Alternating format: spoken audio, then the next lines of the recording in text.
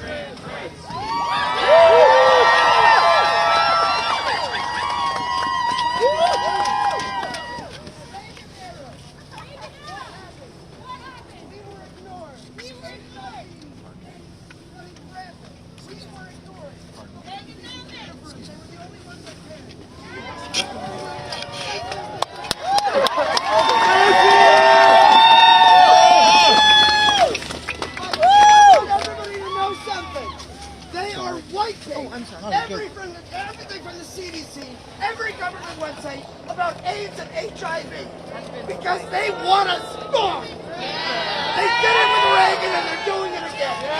The fight never stops. The fight never stops. The fight never stops. The fight never stops. The fight never stops. The fight never stops.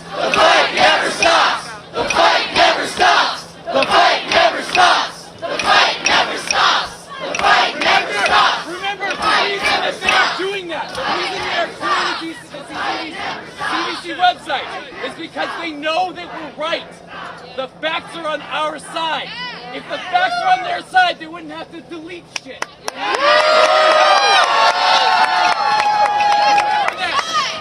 Do what you can to preserve those facts. Remember, we have to engage with the other side. We have to hold them accountable. We cannot forget the facts. We have them. They're going to try to gaslight us. They're going to try to get rid of the facts. They're going to try to wipe the slate clean. Okay? We have to remember that. We have to withhold that. We have to preserve that and use that. Confront them with it. Hold them accountable. Trump is trying to take over the guy. He's trying to turn this into a fascist fucking country. Resist that. Use the facts. Engage. Peacefully and patriotically.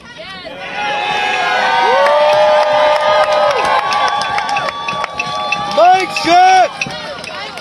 Mic check! Mic check! Mic check! Mic check! Mic check! I am the descendant of Holocaust survivors. Both of my grandparents escaped Nazi Germany. IBM supplied the machinery to make the Holocaust happen. This would not be the first time a tech company has correlated with Nazis, has collaborated with Nazis.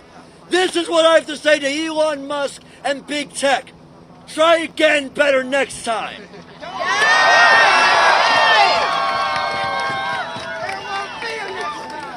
Some supporters are fake Christians.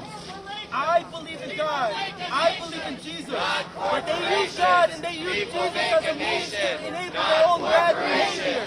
We're supposed to love each other. Not corporations. People make a nation. Not corporations. Every white, every black, every Asian, we're all supposed to love each other. God is God of love. We need to love everyone.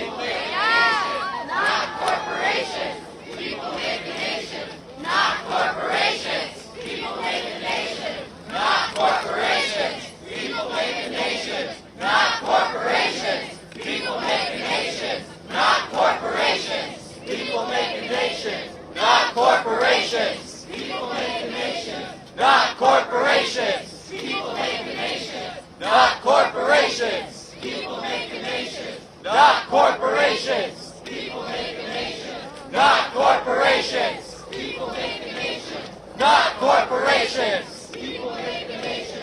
Not corporations. People make a nation. Not corporations. People make a nation. Not corporations. People make a nation.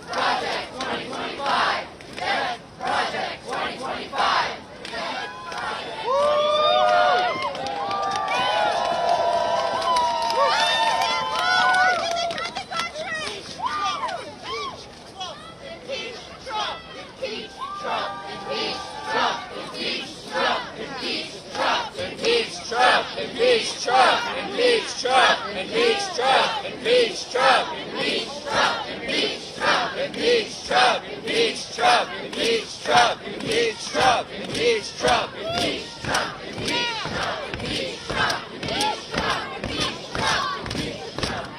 Impeach Trump! I have something to say! Guess what? They will not win! You want to know why they will not win? Because we have power as workers! To shut this country down! Against the millionaires!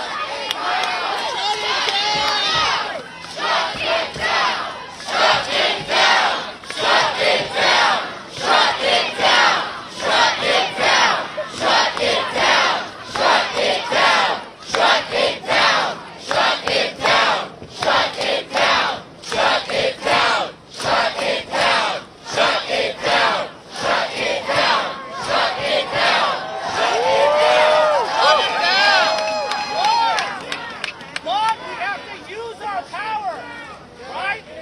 And now is the time to build what's called a united front. Right? A united front for foreigners. A united front with trans people. A united front with women. A united front with poor people. Disabled people too! Disabled people! With people of color! Our hands together! Immigrants are not criminals! Immigrants who built this country! We have to show our strength to Eric Adams! We have to force him to protect the sanctuary city law. Fuck Eric Adams! Fuck Eric Adams! Fuck Eric Adams! Fuck Eric Adams! Fuck Eric Adams! Fuck Eric Adams! Fuck Eric Adams! Fuck Eric Adams! Fuck Eric Adams! Fuck Eric Adams! Fuck Eric Adams! Fuck Eric Adams! Fuck Eric Adams! Fuck Eric Adams! Listen up! Listen up! Fuck Eric Adams! Fuck Eric Adams! We're planning a protest at Bowley Square against Mayor Adams, against ICE, against Trump. We have to unite, use our power as all of our communities. We're all in the sightlines of fascism. It's true. But guess what? They are standing on a shoddy, weak system where the billionaires know we have the numbers. They're trying to divide us, scare us. But if we remember our power and we use it, I started a union last year with my coworkers. We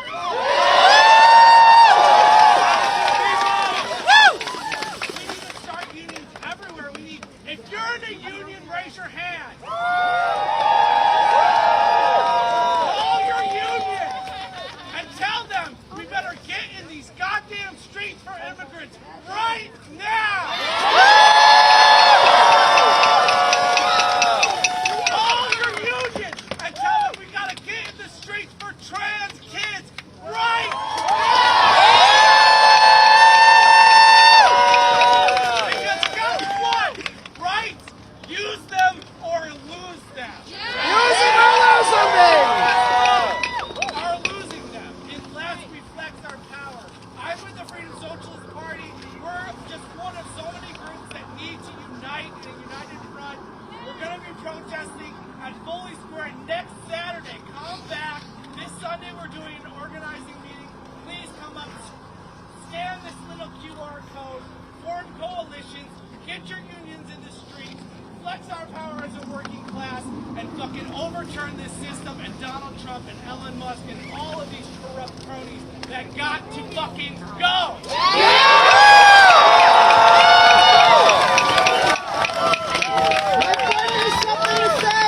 My friend has something to say!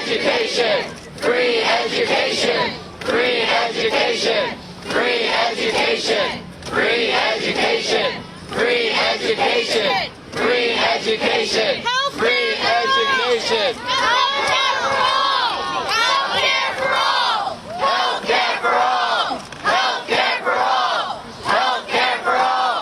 Healthcare for all! Healthcare for all! Healthcare for all! Healthcare for all! Healthcare for all! My check! Healthcare for all! My check! My check! My check! My check! A week ago, I lost my job when Trump hit us all. My check! My check! My check! When I lose my job, I lost my career. Not only did I lose my career, but the world has lost HIV drugs, humanitarian assistance, democracy support, economic development support. Meanwhile, Trump wants to take over Gaza.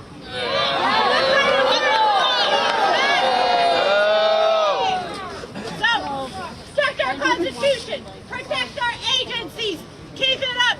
Call your senators, call your representatives. Yeah.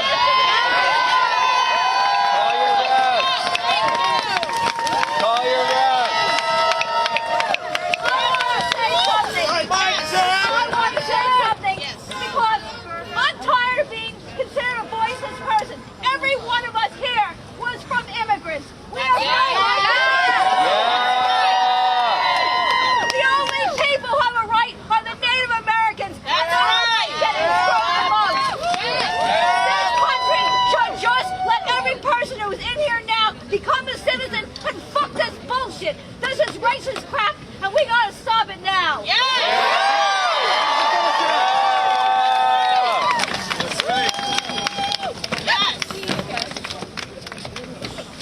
I'm not gonna lie, I'm a little nervous speaking in front of this many people.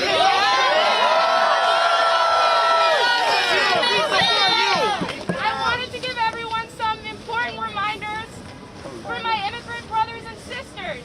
If you are profiled, if you are undocumented, please make sure that ICE agents have a warrant with a judge's signature and your name on it. Keep the doors closed and ask for it through the window or through your door. It is incredibly important. Protect your rights, exercise your rights because you have them even if you are undocumented.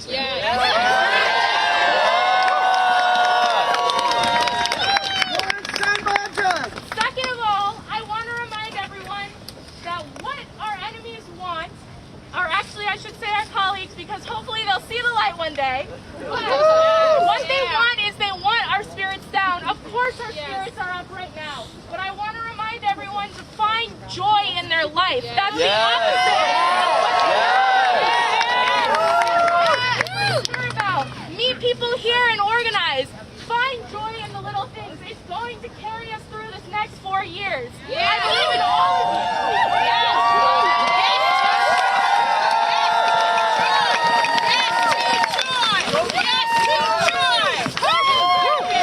I would like to say something as well.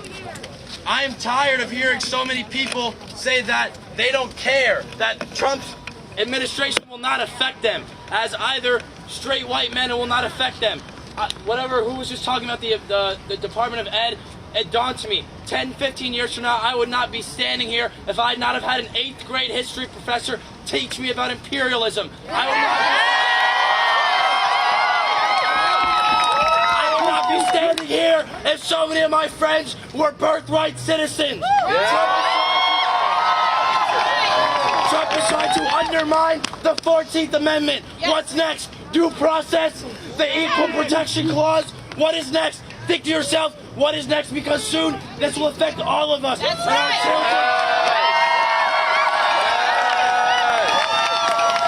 And our children will be living in a world that looks like fucking cyberpunk. We cannot have that. And the one beautiful thing is, look at everybody around you. Look at this diversity.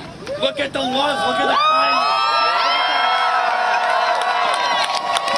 That's what we have to stand for. We have to stand for the people standing next to us and the people are standing up, because we cannot allow meritocracy. We cannot allow mediocrity. We cannot allow ourselves to be centrist. We must stand forward. We must stand forward for human rights and equal rights for all.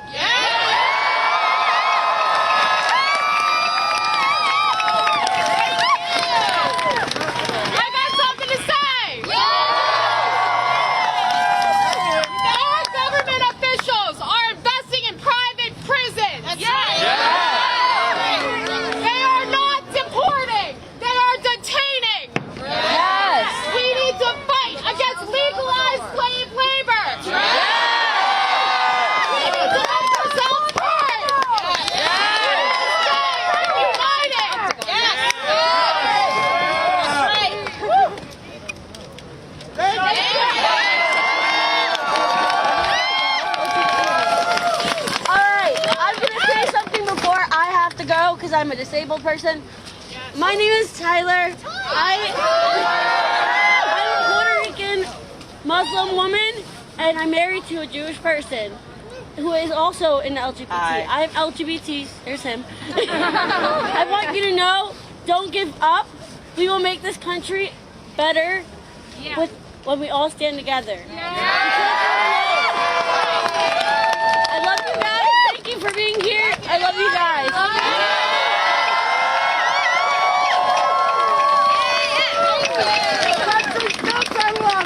Yes, damn straight. I saw you earlier. Thank you guys.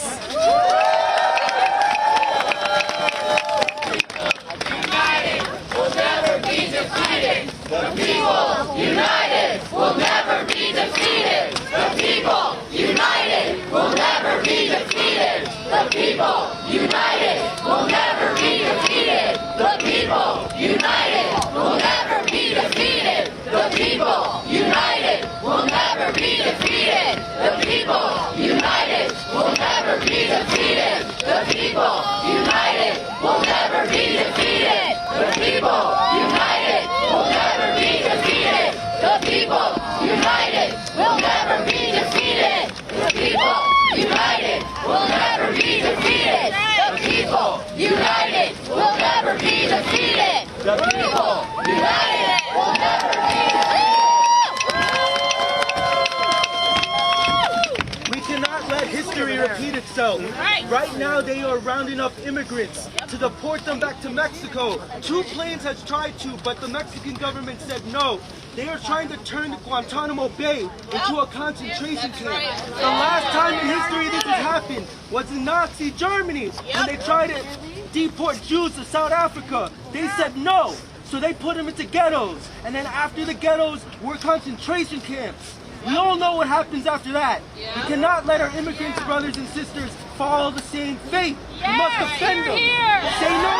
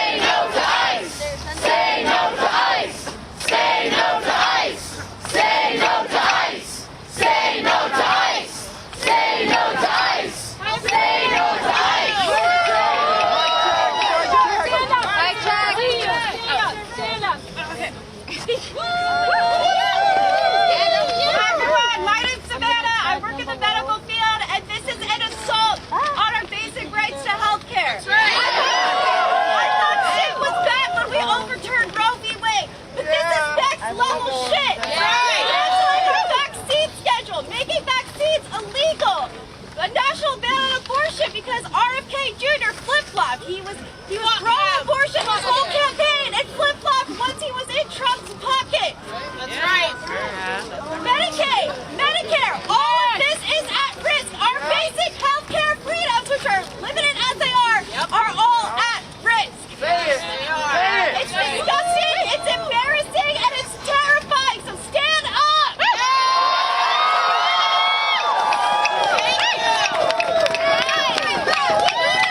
Guys, you know it's bad when the introverts are out here. But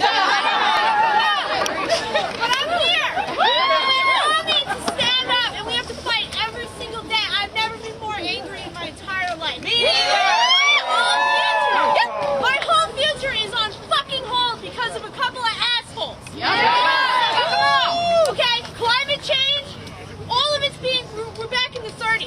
Everything, like that should be the #1 threat. Everything that we're saying today matters. There's so many issues right now. But remember, your dollars fucking matter. Don't give them a fucking penny. Target. Okay? No Target. None of these fucking assholes going back on DEI. Don't buy anything from them. No Amazon. None of it. Boycott Amazon! Boycott Amazon! Shop small and find the few, like Costco, that are like literally doing fuck all for our rights. Okay? You have to keep researching. Do not rely on lists. You have to independently research, okay? Just keep fighting every single day, guys. Every day!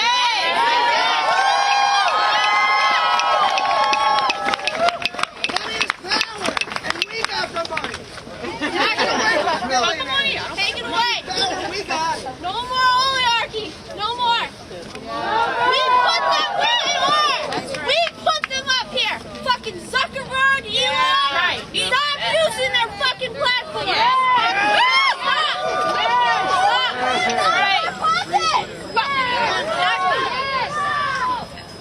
My grandfather escaped Nazi Germany. Mic check. If he were alive today, he would be devastated. He fought for this country. Yes. And now we're fucking dealing with Nazis again? Unbelievable. You know what? I'm glad he's dead. Because I would not want him to see this. I would not want my grandmother to see this. I would not want any of my great-grandparents to see this. Shame. It's a shame. It's a goddamn shame. Why can't people stop the hate? That's right. Ridiculous.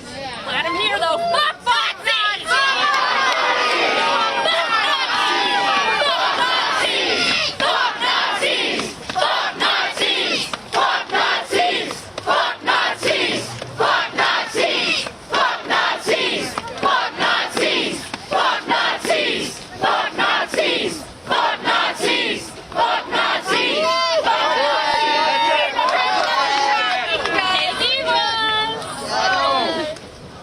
I just want to say diversity is our strength. Yes. Remember how New York City was founded. And remember that Marsha P. Johnson, a black trans woman, threw that first brick. Trans people are people. Trans are human rights. Especially black trans women who have a life expectancy of 35. Protect trans people.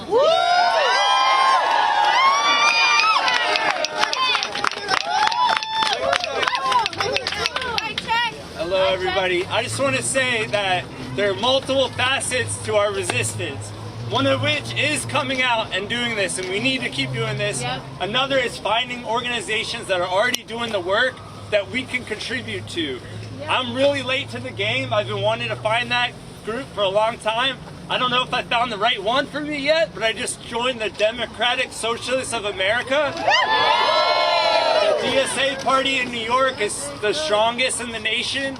We're doing a lot of great work. I'm not trying to proselytize or tell you to join, but find whichever group is right for you and join. Because people are doing the work and it's already set up for you. And then you just pick which avenue you want to take action with. And there are many avenues to take action, as we've been discussing. So for me, it might be affordable housing or whatever it is. There's too many fights. So we each need to choose which one you can do that feels right in your heart and that's already accessible for you to just jump in line and participate. And someone said this earlier too, that we got to keep finding joy as well. We gotta fight every day, but fucking joy is resistance as well. So don't take in news at 1 a.m. like I did the other night and had nightmares. Try to limit the blocks of time that you take in the content, and then the rest of your time use it towards action and joy.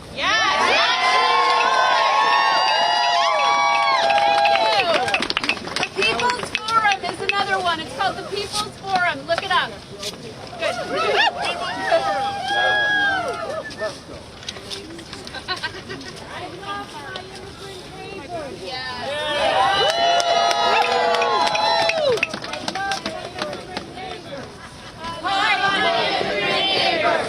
I love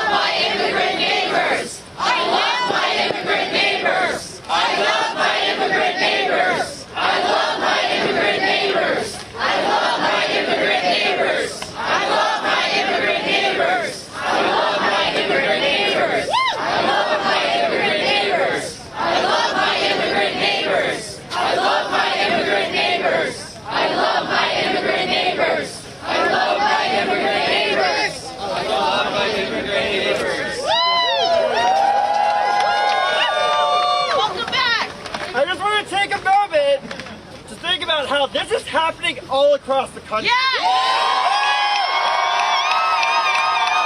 Every single Capitol building in every state, this is happening. Never happened before, and I know some of you might have had doubts when you heard about this, like, who started this? Is this a trap? But you all are here. We made this happen. It doesn't matter who started it. This is our movement now. Stay connected and keep this a national effort. Stay on r/50501. See what's going on in every single other state. And just remember that we are all in this together.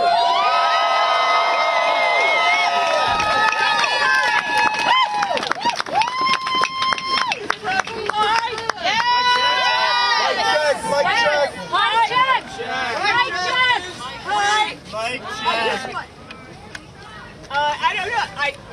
Hi. My name's Andrea. I'm an old member of ACT UP from the 80s.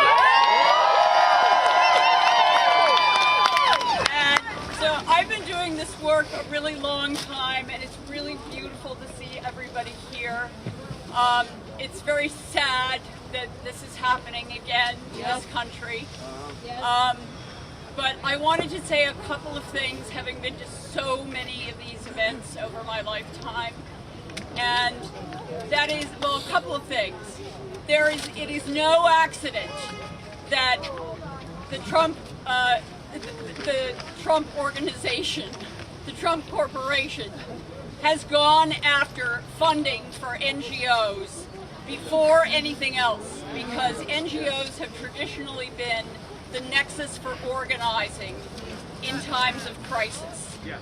So we are going to have to not lean on them in the ways that we have. We are going to have to rely on ourselves. And we are going to have to make sure that we give whatever skills we have as activists to each other. We are going to have to teach each other. We are going to have to train each other. We're going to have to train each other in civil disobedience. If you don't know how to do civil disobedience, you need to know how to do that safely. If you don't know how to marshal, you need how to learn how to do that safely. So if you have those skills through whatever organizations you start to form, lend those services and make yourselves available online. If you know how to do those things, tell other people. And those skills will spread through your own hubs. Make your own affinity groups. If you don't know what an affinity group is, it's just a group of people that you learn to love and trust, and you work together to form actions. And you work in cells so you stay safe, and you form larger groups to do bigger demonstrations. But it's very, very important. If you go to the ACT UP website, there is still an old manual online that has all of this information. There are other organizations that have this information that is more updated in terms of law, but it's a very good place to start. Do your reading, do your research so that you are knowledgeable about yourselves and the people you are involved with when you do this stuff. Especially now, this stuff is no joke. And if you want to keep, especially for people who are undocumented, who participate in these events, you need to keep them safe. You are only as safe and as strong as the most vulnerable member of the person you are with. The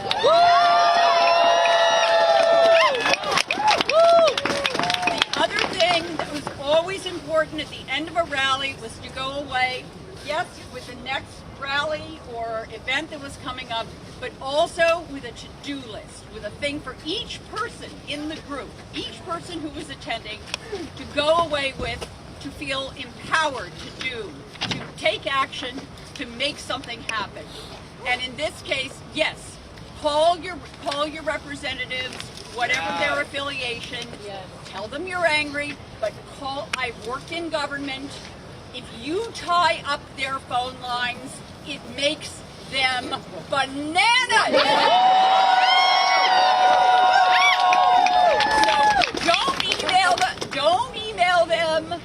Don't send them a text. Don't get mad on social media. Get on the phone. Show up at their office. Is a piece of shit. He is worthless at his job. He has been collaborating and bending the knee before Trump since the first administration. The first words out of his mouth were, "How your job?" And that is not what we need to of the Democratic caucus. Where's Schumer's office? His office, I don't know where it is. I haven't been there in a while. He has a legislative office, and he has a couple of different offices. Yeah. There's people there right now. Yeah, there are people there now. He also has a home, which I visited. But tie up his phone lines, tie up his fax lines. You will be surprised to hear they still have a fax. That also makes us great. Yes. But they are very old school. Call them and keep calling him. Keep calling his office and tell them that you will not rest until he stops cooperating. Tell them to use every lever of power that they have to stop cooperating. Yes. Period. Yes. Now. So those are the words. So get on the phone. Get on the phone. Do it every day. When you have your cup of coffee in the morning, get on the phone. Listen to you taking a shit. When you take a little rest in the afternoon, get on the phone. It takes 5 minutes, and it will be the most important thing you can do. Our representatives work for us. And tell your friends, you have to multiply your action. So make sure when you go home, get in touch with 10 friends. They may not enjoy it. Make sure that for every person here, 10 other people are doing the same thing.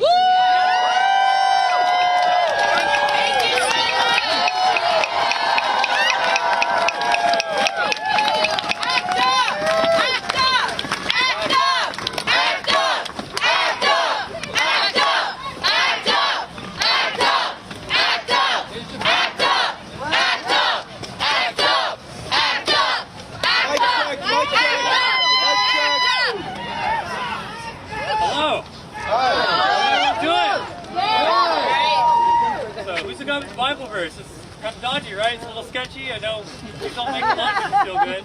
All this really means is what happens in the dark will come to the light. I am a Native American. I'm an enrolled citizen of Cherokee Nation. I'm a long way from home. America has had a very interesting history. When my people met the people who came to our shores, we did everything we could to help them. We brought them in, we fed them, we clothed them, we welcomed them to our land. What's happened to this country and what's happened to this land has been disgraceful since then. There should be a land that's open to everyone. Everyone should feel welcome here. This is a home for everybody. I think our greatest years are ahead of us as a country. We got work to do. We got work to do. We got a lot of work to do. But I think we can do it. And we got to hold strong to hope. We got to hold strong to love. We got to lift up those around of us and just fight for a better future because we all deserve it and we can make it happen. I'm going to keep this short. I want to leave you some words of our principal chief, or a former principal chief. Her name was Wilma Mankiller. Wonderful woman. Look into her. One of my favorite speeches of hers, she gave a proverb, and she said, "It's impossible to see the future with eyes full of tears." So I want to remind you all that as hard as things are right now, we'll get through this. America has been through worse, and our best days are ahead of us.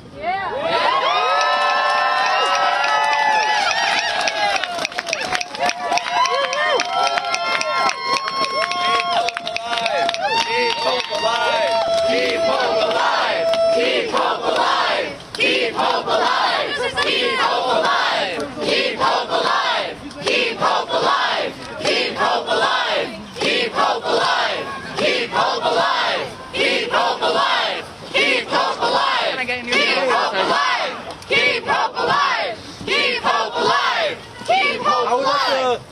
about in the spirit of hope that we are not alone when it comes to the political world.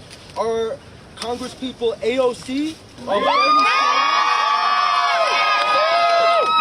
AOC, Bernie Sanders, and J.B. Fitzer, they have been fighting for our democracy, opposing the oligarchy. Yeah. We need to show them as much support as we can as the people fighting for our own democracies. Without them, we might not have a strong power, but with us united, we could be even stronger. So we have to show our opposition against Trump the best way we can, peacefully and very vocally. Yeah!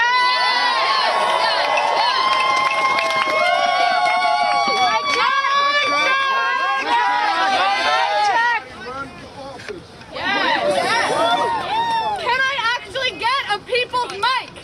Repeat after me. Repeat after me. Can you hear me? Can you hear me? I feel disheartened.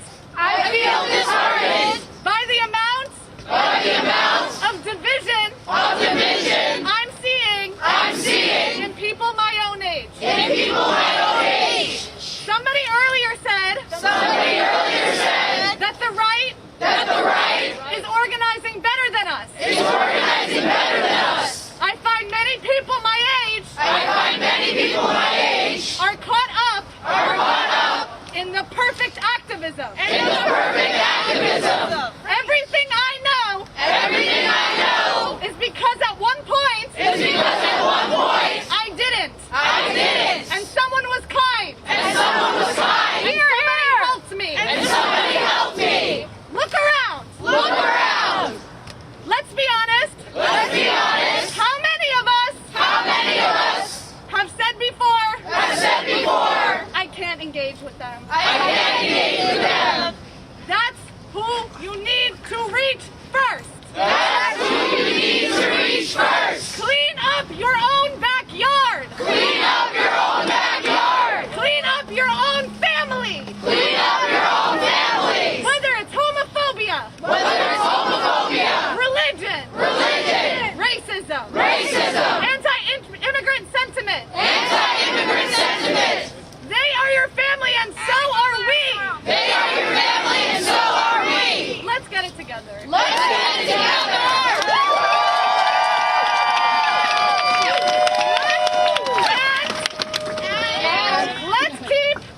keep people's mic going. Because I couldn't hear half y'all.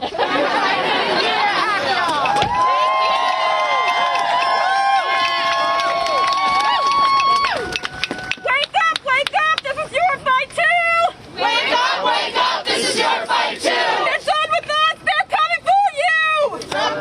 They're coming for you! Wake up, this is your fight too! Wake up, this is your fight too! And they're done with us, they're coming for you! They're done with us, they're coming for you! Wake up, this is your fight!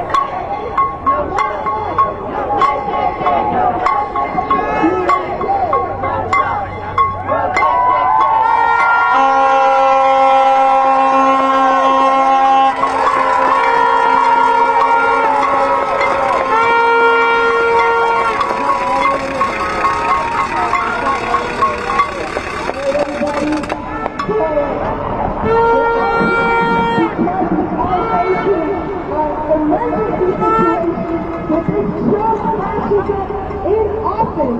And it is up to us to stop it in the future.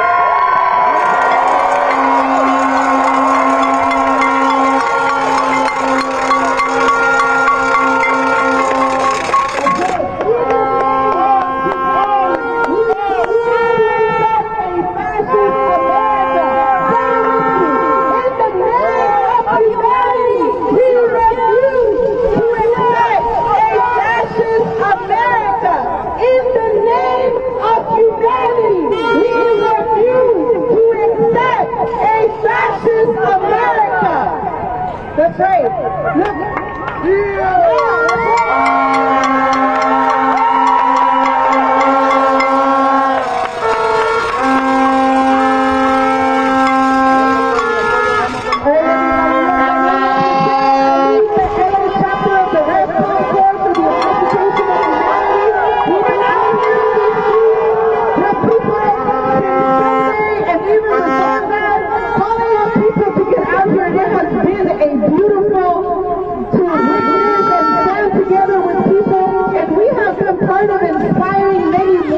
Across the country to stand up and say no. We're not going to sit back and be silent while they go after our immigrant brothers and sisters, while they go after women, while they go after trans people, while they go after the environment and the planet. This is fascism, and we have to confirm that that's what it is, but we still have a chance to stop it in the streets in our millions. And that is why we raised the slogan, in the name of humanity, we refuse to accept a fascist America, because we don't have to accept a society where these fascists are just openly and unapologetically going after immigrant people and women and LGBT. It is up to us, not by relying on the very same channels that gave us this fascism, but actually in the streets, inspiring and galvanizing the millions that we know that are out there in society that are sickened to their core by this white supremacist fascist. This is why we have this image. It is a right representation of what we are facing in this country right now. But we can stop it in our millions. This fascism came out of the very soil and foundation of this country with its white supremacy. This is why we say this whole system is rotten and illegitimate, and we need and we demand a whole new way to live, a fundamentally different system. But look, we're out here to connect with everybody.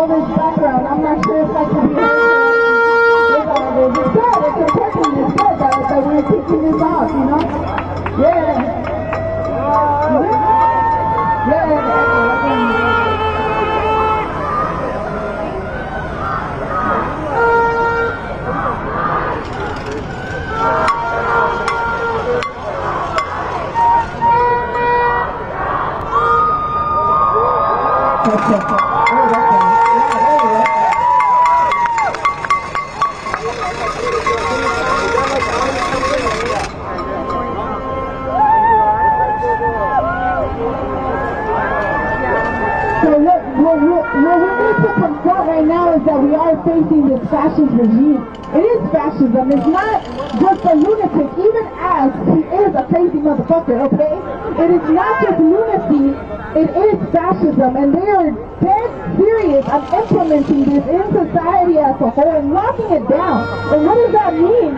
For our ability to be able to protest, for our ability to be able to stand up and fight for any kind of justice, they're going to get rid of all of this. That's why they're changing very quickly all of what we've seen as the norm. So what does it mean that the White House is publishing these images of the first people, the first immigrants that they were sending to Guantanamo? What does it mean that they're threatening and putting into place the abolishing of the education department? What does it mean that they're trying to get rid of birthright citizenship? They're ripping up the Constitution. They're trying to reorganize this country on a fascist foundation. And this is why it is up to us, all of us here that have rightfully came out in the streets. You have to recognize the youth that have been out here in the streets and walking out of school and not just going along with business as usual, and everybody else that has been inspired by those youth, that have seen them in the news, that have seen them on social media, and have felt like inspired to come out and join people in the streets. You are in the right place. We have to continue to be in the streets, and this has to grow, it has to intensify, and it has to get to the point where we create a societal-wide crisis where they are not able to govern and they are not able to implement their fascist program. We can't do that.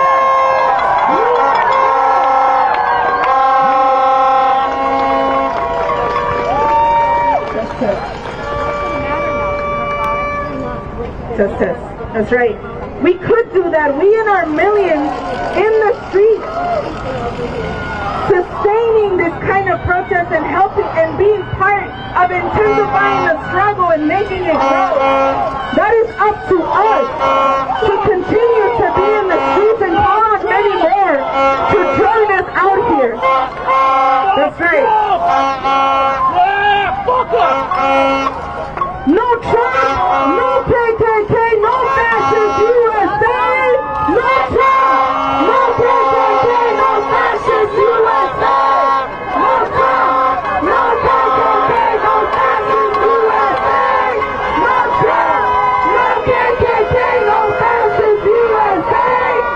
Trump, no KKK, no fascist USA! No Trump, no KKK, no fascist USA! No Trump, no KKK, no fascist USA! No Trump, no KKK, no fascist USA! No Trump, no KKK, no fascist USA! No Trump, no KKK, no fascist USA! No Trump, no KKK, no fascist USA! No Trump, no KKK, no fascist USA! No Trump, no KKK, no fascist USA! No Trump, no KKK, no fascist USA! No Trump, no KKK, no fascist USA! No Trump, no KKK, no fascist USA! No Trump, no KKK, no fascist USA! No Trump, no KKK, no fascist USA! No Trump, no KKK, no fascist USA! No Trump! I want everybody here, everybody that can hear my voice. Today should not just be a thing where people feel like I'm just out here to voice my outrage, but it needs to be something where we commit to each other that we're going to take responsibility to be part of making this movement grow and build up the kind of resistance required to stop this fascism, because we have the power to do that. So take this pledge. Take this pledge with me right now. Put your fist up in the air. Put your fist up in the air and repeat after me. No! No! No! No! In the name of humanity! In the name of humanity! We refuse! We refuse! To accept! To accept! A fascist America! A fascist America! In the name of humanity! In the name of humanity! We refuse! We refuse! To accept! To accept! A fascist America! A fascist America! That's right! Give yourselves a hand!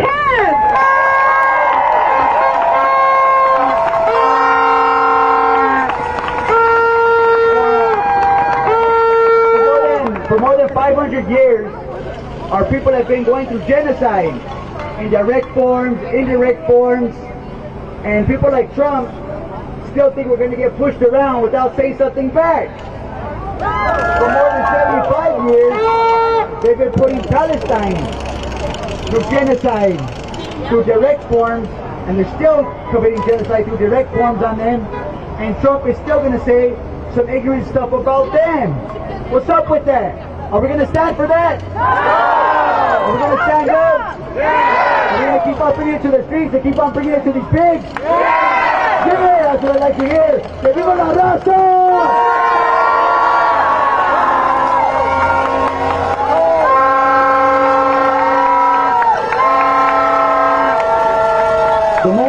The more that we bring it, the more that we do this protest, the more that we march, the more it gets in their souls and gets in their minds and makes them start to change because they realize what they're really going to be up against if they don't.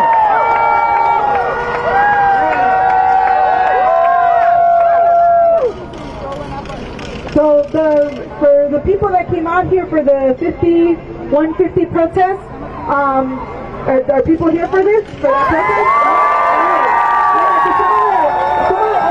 Are actually in the park, so we should probably like link up with them, or we should have them come over here. I don't know. What do you think? Have them come over here?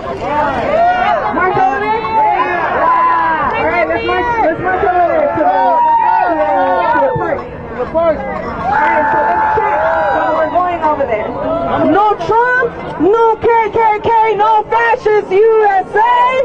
No Trump, no KKK, no fascist USA.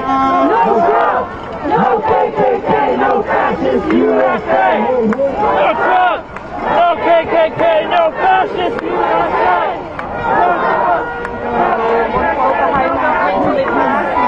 What park are we in? I don't know, around the corner. There's a park right there.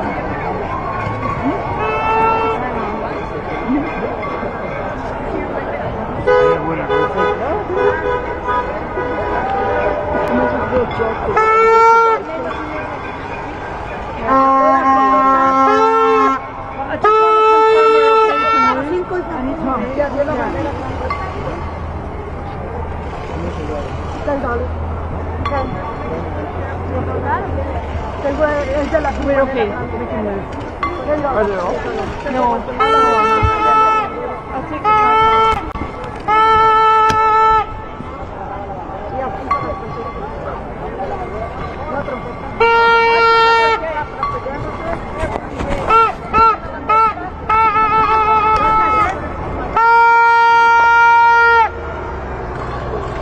Pero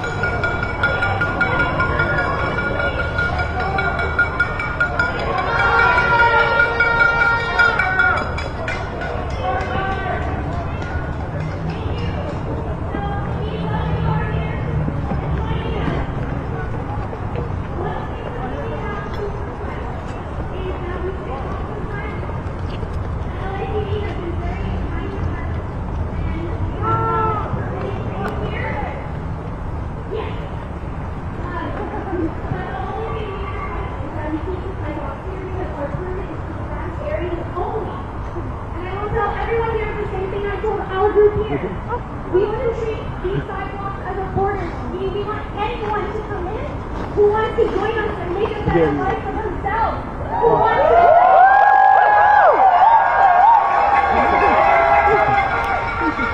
Who wants to fight for the right to live a life if they want to?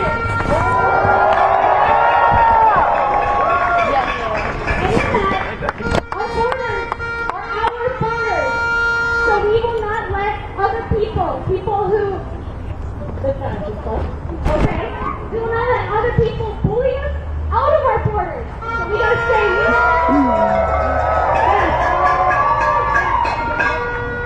So that's why we gotta stay within them, right? Can't go on the sidewalk with the ocean. And, or lava, whatever you want to call it. But we do need to stay on the grass if we want to maintain cleanliness and peace with LAPD. Since they have allowed us to make the symbol. And protect our right to be within our borders. Protect the right of other people to come in and join us inside of our borders. So if you could please just that's it. And only nice and light. Thank you.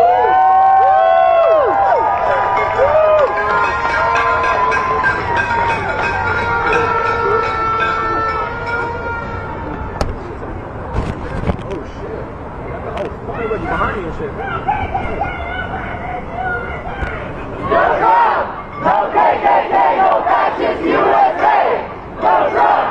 No KKK! No fascist USA! No Trump! No KKK! No fascist USA! No Trump! No KKK! No fascist USA! No Trump! No KKK! No fascist USA! No Trump! No KKK! No fascist USA! No Trump! No KKK! No fascist USA! No Trump! No KKK! No fascist USA! No Trump! No KKK! No fascist USA! No Trump! No KKK, no fascist USA. No Trump. No KKK, no fascist USA. No Trump! No KKK! No fascist USA! No Trump! No KKK! No fascist USA! No Trump! No KKK! No fascist USA! No Trump! No KKK! No fascist USA! No Trump! No KKK! No fascist fascist USA.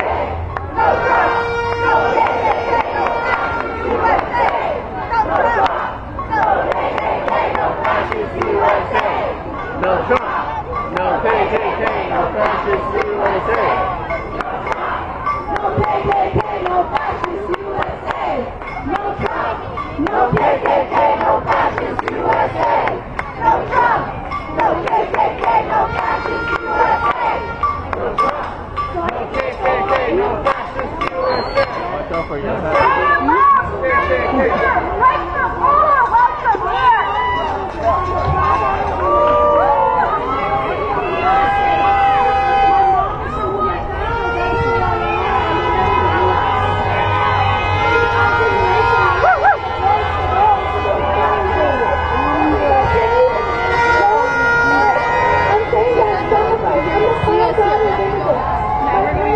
We're going back. You know what?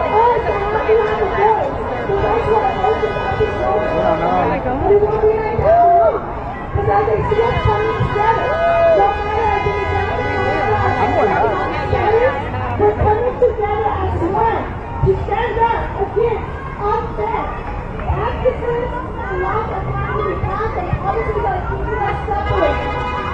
So I really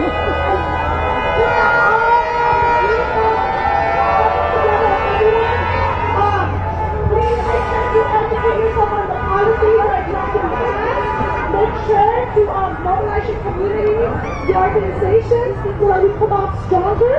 It is so important for us to remember that we are not listeners. We have to mobilize. That is the only way to stop these racist and prejudice policies to be passed. So, please come up, speak on behalf of your organization, of what you're standing for. Personally, I think it's bullshit that DEI is being threatened when that is offering so much equal quality and different voices into our positions on regularly.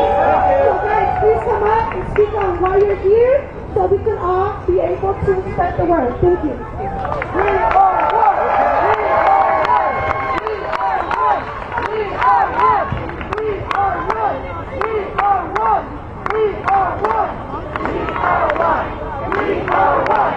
We are one. We are one. We are one. We are one. We are one. We are one. We are one. We are one. We are one. We are one. We are one. We are one.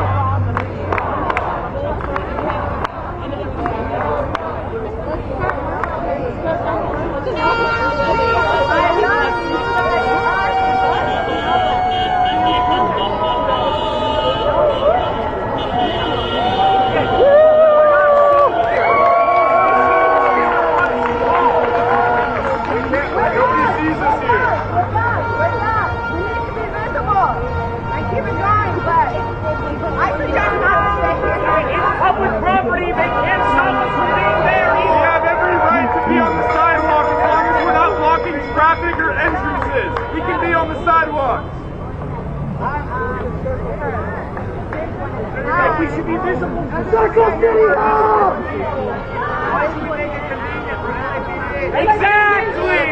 LAPD wants to stay here because it does nothing for us. Why the fuck would we listen to LAPD? Exactly.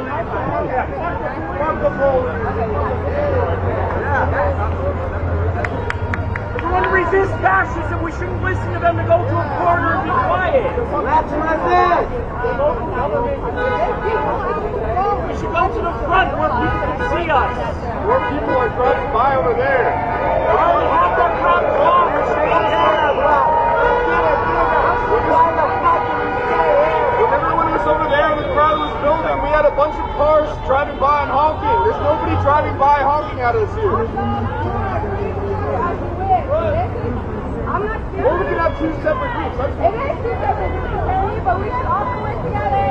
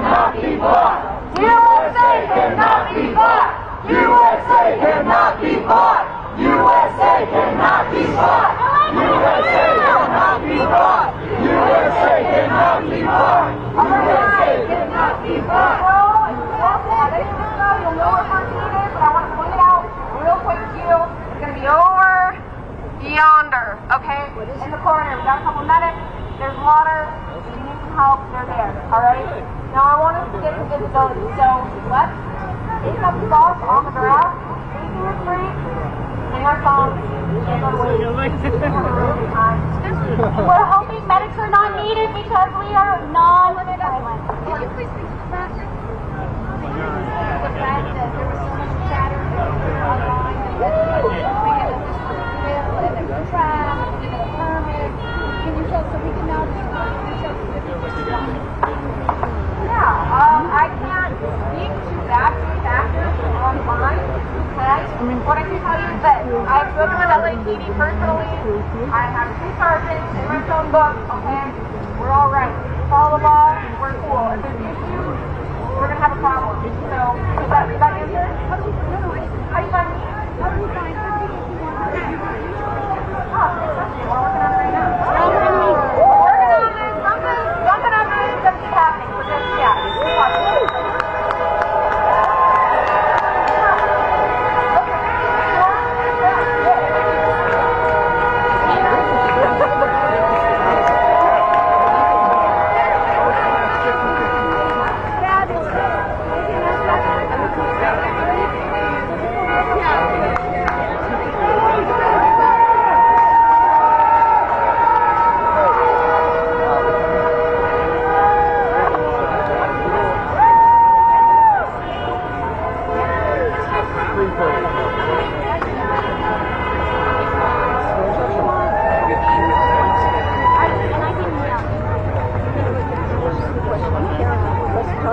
Oh, wonderful.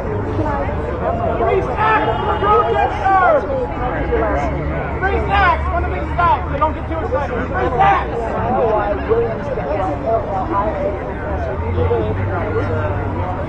No, when it started 10 days ago. It was a grassroots movement, some people online, so we wanted to do this. I didn't see one from Los Angeles, just for Sacramento. So I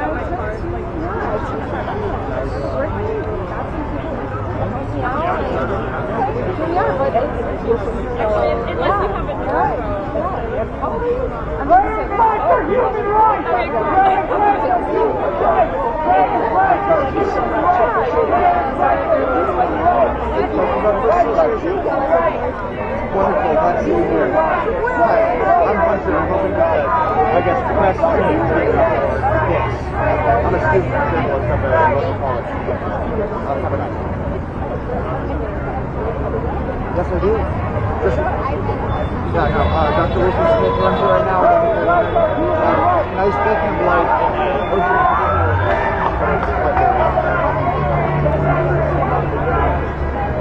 Oh, I don't disagree. I do some videography, and I can always use more colors.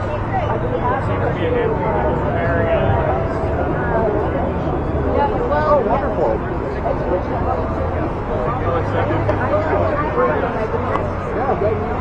Yeah, I'll put that in my, but yeah, if you have any questions, please do it. I can answer anything. I can also answer any questions you have. Thank you for coming out here.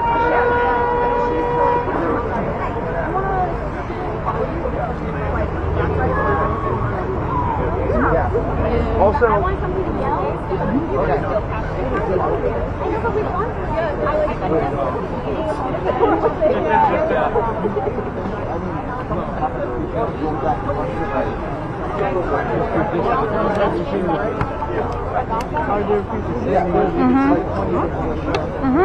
Oh, we just went there.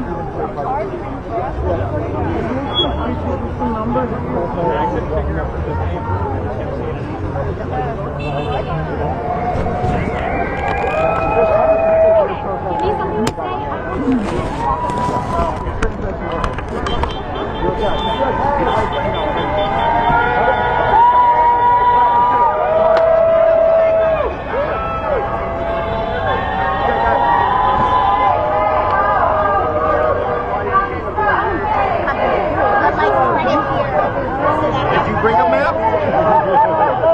Did you bring your atlas?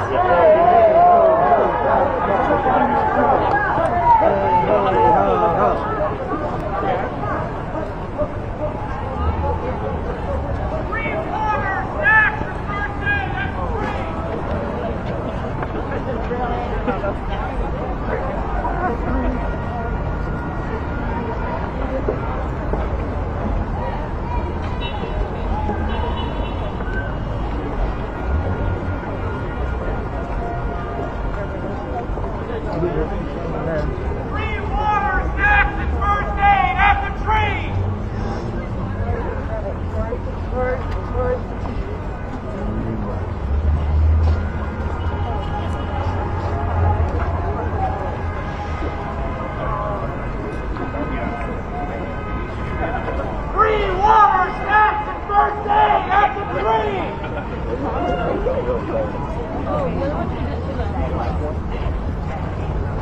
even clicked on like. You weren't even going to do the front drive, and then you saw yourself eating it. It just keeps going in.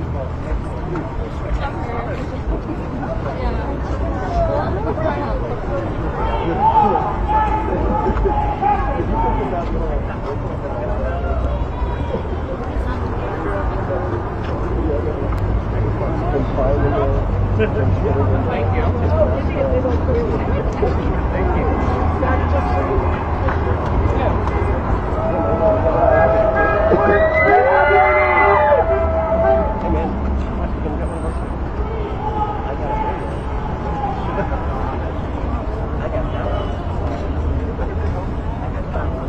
Honestly, what's impeaching him gonna do?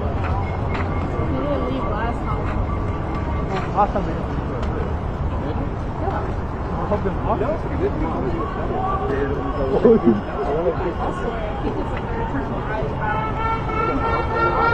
The third term is nice, but there is a position of Barack.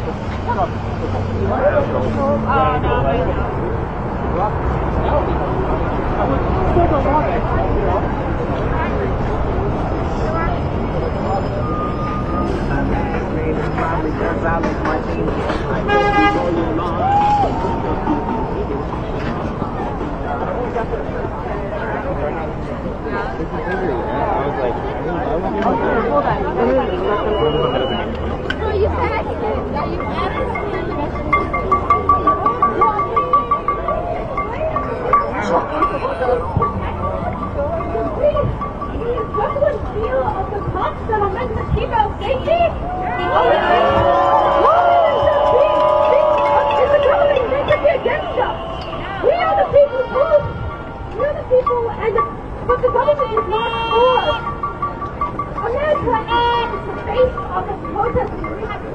We started our protesting recently. People have been treating protesting as not patriotic. Is it patriotic to let your country crumble? Is it patriotic to let is it patriotic to let something fall to the ground, or is it patriotic to question and build it back again? Build it back, yes.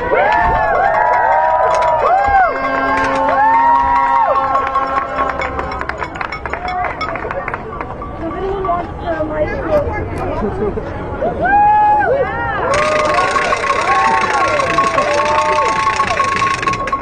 I'm so glad to see everyone out here. Next time you have to make it even bigger.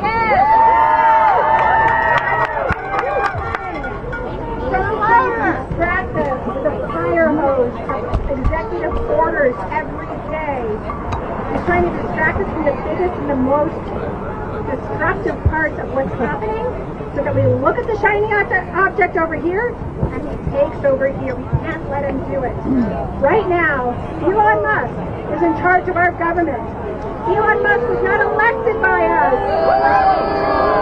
Elon Musk is a billionaire who is only out for himself and for his own billionaire promo. They want to take our money from Social Security, Medicaid.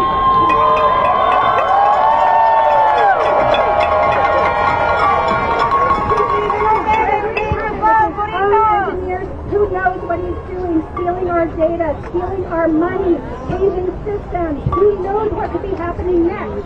We can't allow it.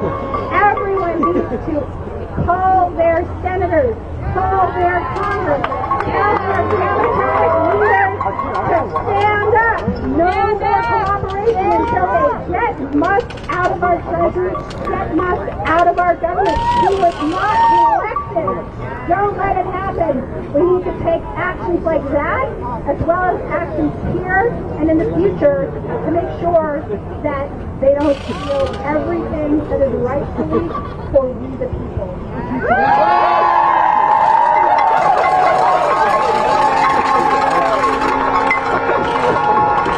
Elon Musk and 5 of his interns have full control of our federal government financial system.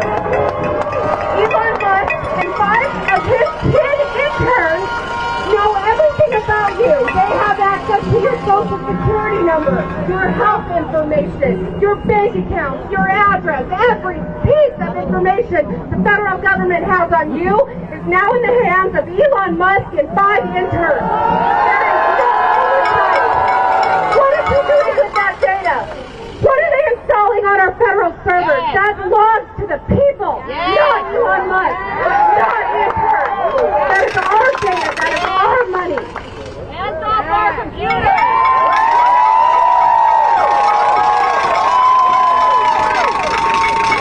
Can everybody hear me? Divided, we will fall. United, we will stand. Organizations here, and I do not want it to cause division. Me, a stranger, get involved in multiple groups. Let's be united. It is the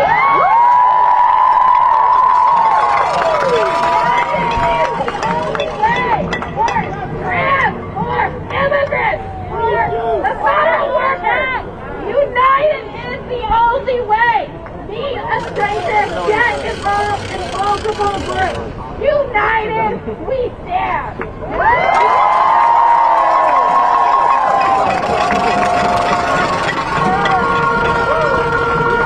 They first talk about why you're out here, and I want to talk about why I'm out here. I grew up in the Central Valley. I was family and related to field workers. Field workers like Cesar Chavez, with the illegal ones that he did. And when I was 5 years old, my best friend Papa got deported, and his mother did as well. And I still, to this day, cannot believe that. 12 years later, and I still cannot believe that. My best friend got deported. Are you fucking kidding me, Trump? You didn't do it, but I blame your fucking ass. Fuck Trump. And I want to quote an amazing speaker from back in the day, Fred Hampton. I want to ask you guys a question. What's the best kind of power? The answer is people power. What the fuck is the best kind of power? People power!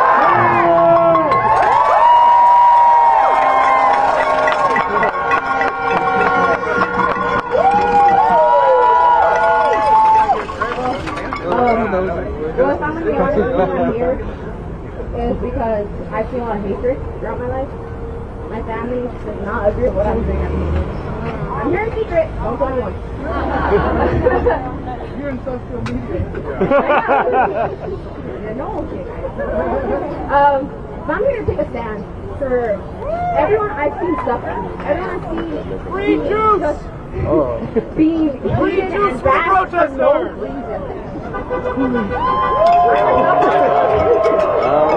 Have faced a lot of hatred in secret when I've been hiding from my family, and I feel like they're forward. Today, a cousin of mine was hunted down in his own house. I found out my way here. It just gave me more of a reason to stand here in front of you all. We're powerful. We're gonna do this, and we're gonna be free. Like you said, what's the best kind of power? People power.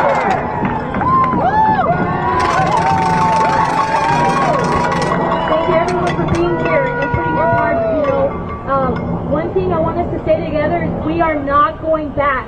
We have fought so hard, our ancestors have fought so hard for us to get to where we are. Human rights should not be so much to ask for. Having a livable wage should be not so much to ask for. We are not going back. The politicians want to keep us in control. They have us divided for a reason. These corporations want to keep our money. Support local, support small businesses. Stay within the community, go to community gardens. Help your neighbors out. We are, because of social media, we have become comfortable. We sit at home, we doom scroll. And because of this comfortableness, we don't go outside and, speak how we are here right now. Push your relatives, your family to come out here. We have power together. We are more powerful together. And we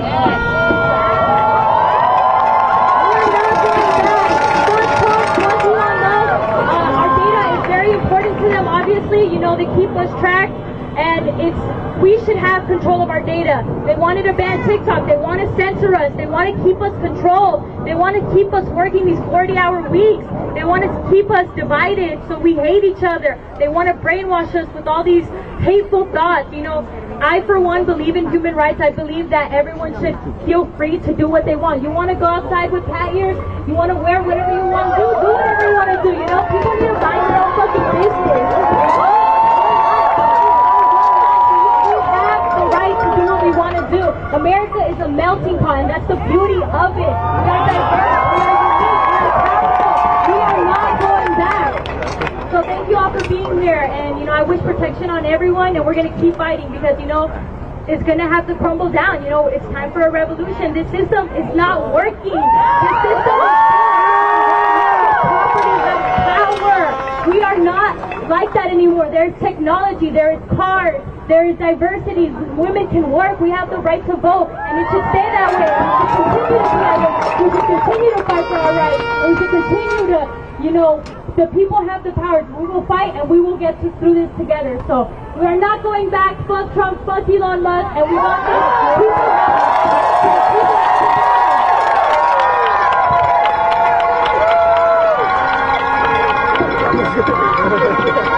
That's right.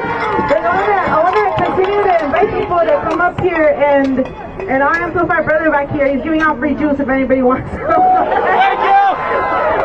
But I just wanted to say that I think what everybody has been speaking to is very, very important and very powerful. You know, except to say, like, the last couple of days that some of us have been out here with the youth, right, that have been walking out.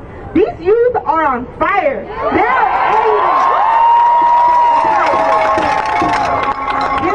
Listening to sister here was like, you know, it was really hard because there are, for her story, there are millions more. There was somebody that reached out to me on social media today who marched together with us a few days back and said that his friend's father was just like deported, you know?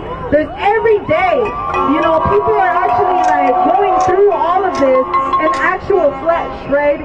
Trans people are being, you know, attacked, and these fascists are fighting to shove them back into like the darkness, into the shadows, exactly, in the ways that they're already doing to the immigrants, okay? And this is why it matters that people and the diversity of what people have been speaking to, the diversity of the kinds of people that are getting out here. It has been beautiful to see mostly Latino youth in the streets, but I have to say today is very beautiful to see other people that, you know, have said, including yesterday, who said, look, I'm not getting affected by this, but I'm out here. High school students who are saying and we have to, as somebody earlier said, this has to grow. It has to continue to grow, and it has to continue to be more diverse and go even further, because look, the most powerful thing that we can do is actually build the kind of resistance. Imagine like millions of people in the streets continuing to come back day after day, where we push their asses back on their heels, and they're not able to govern in the same way, and where we are able to stop their asses from governing in the same way, and where we create a political crisis in society where they are not able to fully implement their fascist program. That's what we can do. That is the content. That's the content of what the two young people said about people power. That's the backing, that's the content of that, okay? That's the power that we have to do right now, relying on each other, relying on the people that right now are sickened by this fascism. Right now, a lot of people that don't think they have any power to do anything about this, that are feeling afraid, that are just preparing for the worst. A lot of people that are literally, that are thinking about self-deporting. People are afraid, and instead of getting away from this or trying to just save ourselves or those around us, we have to rely on each other, to defend each other, to get out in the streets, to have each other's back, and to fight to really stop this, because we cannot afford to just have a fight that's just going after everything that he's doing. We're going to lose that way. We have to fight around the whole fascist program, around everything. And yes, the youth with their flags Their Mexican and Guatemalan and Salvadoran flags have to keep coming out, and yet the rainbow and trans flag have to keep coming out. All of that has to be in the mix, and it has to continue to grow. And at the same time, I'll speak for myself here. As I said earlier, I lead the LA chapter of the RevCom Corps for the Emancipation of Humanity. We are getting organized for an actual revolution to overthrow this whole system of capitalism and imperialism. Because we don't have to live this way. As the sister who was here right before me said, we have the ability, the technology, and the resources to be able to meet humanity's needs, and the only thing directly standing in the way of the liberation of people, not just here, but everywhere in this system of capitalism, imperialism. It is its expiration point. It cannot be anything positive at this point. We have to abolish it, and we have to replace it. And again,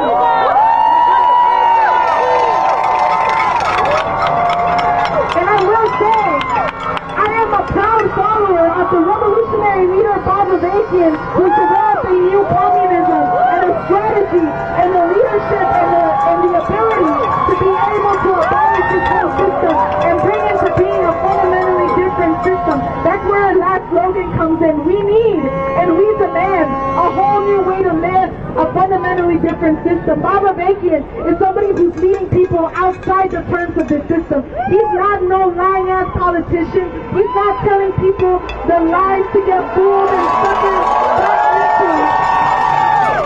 into just relying on the very same channels that gave us this fascism. But he is saying we have to step outside those channels. We have to rely on each other, and we have to build the kind of resistance required to stop this, at the same time as we ask the deeper questions about where did this fascism come from. And he is saying that this fascism came out of the very soil of this country, with its slavery and genocide at its foundation and its white supremacy. That's where the root of this fascism actually comes from.